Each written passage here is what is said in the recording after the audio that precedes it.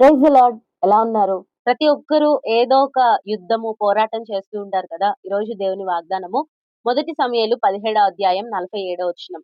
యుద్ధము యెహోవాదే. దావీదు చెప్తా ఉన్నాడు, యుద్ధము యెహోవాదే. ఏ సందర్భంలో చెప్తున్నాడో మనందరికీ తెలుసు కదా! ఫిలిష్తీయులతో యుద్ధం చేస్తూ ఉన్నప్పుడు గొల్యాతు ఎదురుగా ఉన్నాడు. గొల్యాతు హేళన చేస్తూ ఉంటాడు దావీదుని.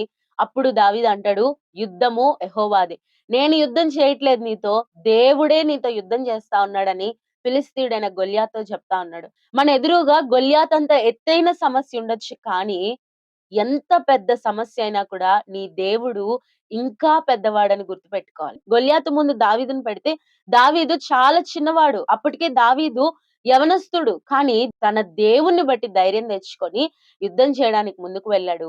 నువ్వు కూడా నీ ఎదుటున్న సమస్య ముందు నీ బలము సరిపోదు అన్నట్లు కనిపించొచ్చు. నీ శక్తి సరిపోదు అన్నట్లు కనిపించొచ్చు. కానీ ఈరోజు దేవుడు గుర్తు చేస్తుంది ఏంటంటే, నీకు శక్తి, నీ బలము సరిపోదేమో కానీ, నీ శక్తి కంటే నీ దేవుడు గొప్పవాడు. నీ బలము కంటే నీ దేవుడు గొప్పవాడు. నీ సమస్య కంటే ఈరోజు దేవుడు గొప్పవాడు. బైబిల్‌లో ఎక్కడా కూడా నీకు కష్టము రాదు, యుద్ధము రాదు, శ్రమ రాదు, వేదన రాదు, దుఃఖం రాదని ఎక్కడా చెప్పలేదు. నీకు కష్టమొస్తది.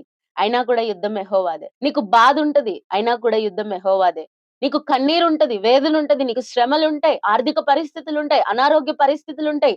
ఏదైనా కూడా యుద్ధము యెహోవాదే. ఈరోజు మీ యుద్ధం ఏంటి?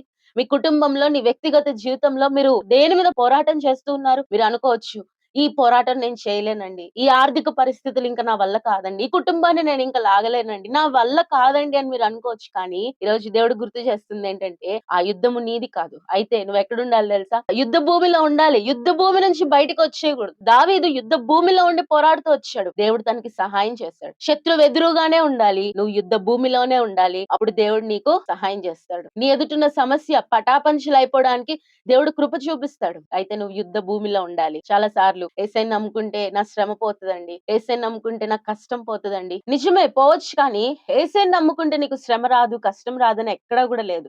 కష్టం వచ్చినా కూడా యుద్ధం యెహోవాదే కదా! మన జీవితంలో ఎలాంటి పోరాటాలు చేస్తున్నా కూడా, ఎలాంటి పరిస్థితులున్నా, ఎలాంటి అసంతృప్తికరమైన జీవితం ఉన్నా, ఏంటి నా జీవితం ఇలా ఉంది అని బాధపడుతున్నా కూడా, ఈరోజు ఒక విషయం గుర్తు చేయడానికి, జ్ఞాపకం చేయడానికి ఇష్టపడుతున్నాను. ఏంటంటే యుద్ధము యెహోవాదే. మీరు పోరాటం చేయట్లేదు. మీరు కష్టపడట్లేదు. మీ శత్రువుతో మీరు యుద్ధానికి వెళ్ళట్లేదు కానీ, దేవుడే యుద్ధం చేస్తానని వాగ్దానం చేస్తున్నాడు. ఒకసారి ఆలోచించండి. దేవుడే యుద్ధంలో సహాయం చేస్తే ఓడిపోయినట్టు బైబిల్‌లో ఎక్కడనుందా? ఎక్కడా కూడా లేదు. దేవుడు మన పక్షానుండి యుద్ధం చేస్తే ఖచ్చితంగా విజయమే ఉంటది. యుద్ధము యెహోవాదే.